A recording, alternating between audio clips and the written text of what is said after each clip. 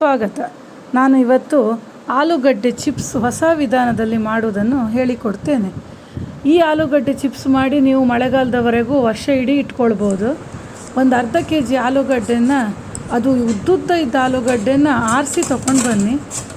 ಅದನ್ನು ತೊಳೆದು ಸಿಪ್ಪೆ ತೆಗೆದು ಚಿಪ್ಸ್ ಥರ ರೌಂಡ್ ಬಿಲ್ಲೆಗಳಾಗಿ ಕತ್ತರಿಸ್ಕೊಳ್ಳಿ. ಚೂರಿಯಲ್ಲೂ ಮಾಡ್ಬೋದು, ಚಿಪ್ಸ್ ತುರಿಯೋದ್ರಲ್ಲಾದರೆ ಸುಲಭ ಆಗ್ತದೆ.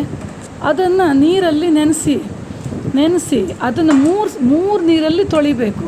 ಒಂದು ಸಲ ತೊಳೆದು ಇನ್ನೊಂದು ನೀರಿಗೆ ಹಾಕಿ ಅದನ್ನು ವಾಪಸ್ ಮತ್ತೊಂದು ನೀರಿಗೆ ಹಾಕಿ ಆ ಥರ 3 ಸಲ ಬದಲಾಯಿಸಿದರೆ ನೀರನ್ನು ಅದರಲ್ಲಿದ್ದ ಸ್ಟಾರ್ಚ್ ಅಂಶ ಎಲ್ಲ ಹೋಗಿ ಆಲೂಗಡ್ಡೆ ಬಿಳಿ ಆಗ್ತದೆ. ಅದನ್ನು ಒಲೆ ಮೇಲೆ ಬಿಸಿ ನೀರನ್ನು ಕುದಿಲಿಕ್ಕಿಡಬೇಕು. ಆಲೂಗಡ್ಡೆ ಮುಳುಗುವಷ್ಟು ನೀರು ಅಂದಾಜು ಮಾಡಿ ಇಟ್ಟು ಅದಕ್ಕೆ 1 ಚಮಚ ಉಪ್ಪನ್ನು ಹಾಕಿ, ಈ ನೀರು ಬಿಸಿ ಆದ್ರ ಮೇಲೆ ಎಣ್ಣೆನೂ ಹಾಕಿ 1 ಚಮಚ ಈ ಆಲೂಗಡ್ಡೆಯನ್ನು ನೀರನ್ನು ತೆಗೆದು ಹಿಂಡಿ ಕೈಯಲ್ಲಿ ಹಾಕಬೇಕು. ಅದನ್ನು ಅದರಲ್ಲಿ ಬೇಯಿಸಬೇಕು. ತುಂಬ ಅಂದರೆ ತುಂಬ ಬೇಯಿಸಬಾರ್ದು. ಸಾಧಾರಣ ಕೈಯಲ್ಲಿ ಕಟ್ಟಾಗುವವರೆಗೆ ಬೆಂದರೆ ಸಾಕದು. ಒಂದು 5 ನಿಮಿಷ ಹೆಚ್ಚಂದರೆ ಅಷ್ಟೇ. ಆಮೇಲೆ ಅದನ್ನು ತೂತು ಪಾತ್ರದಲ್ಲಿ ಹಾಕಿ ಸೋಸಬೇಕು. ನೀರನ್ನೆಲ್ಲ ತೆಗೆದು ಫುಲ್ ತಣ್ಣಗಾಗುವವರೆಗೆ ಹಾಗೆ ಬಿಟ್ಟು ಆಮೇಲೆ ಅದನ್ನು ಬಿಸಿಲಿನಲ್ಲಿ ಒಣಗಿಸಬೇಕು.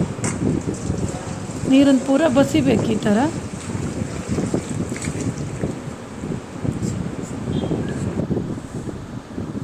ಜೋರು ಬಿಸಿಲಿದ್ದಾಗ ಒಂದು ಬಿಳಿ ಬಟ್ಟೆ ಹಾಸ್ಕೊಂಡು ಅದ್ರ ಮೇಲೆ ಬಿಡಿಯಾಗಿ ಒಂದೊಂದನ್ನೇ ಒಣಗಿಸ್ಬೇಕು. ರಾಶಿ ಹಾಕಬಾರ್ದು.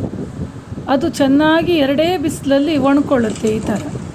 ಆಮೇಲೆ ಸ್ವಲ್ಪ ಎಣ್ಣೆ ಇಟ್ಟು ಅದನ್ನು ಕರ್ಕೊಂಡ್ರೆ ಒಳ್ಳೆ ಚಿಪ್ಸ್ ರೆಡಿ ಆಗ್ತದೆ.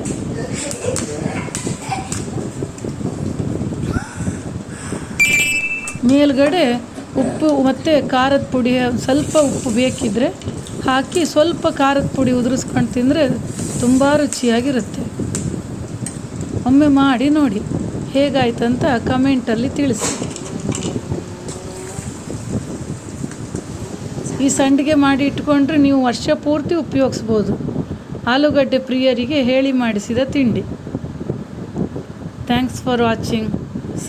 ನನ್ನ ಚಾನಲನ್ನು ಸಬ್ಸ್ಕ್ರೈಬ್ ಮಾಡಿ. Thank you.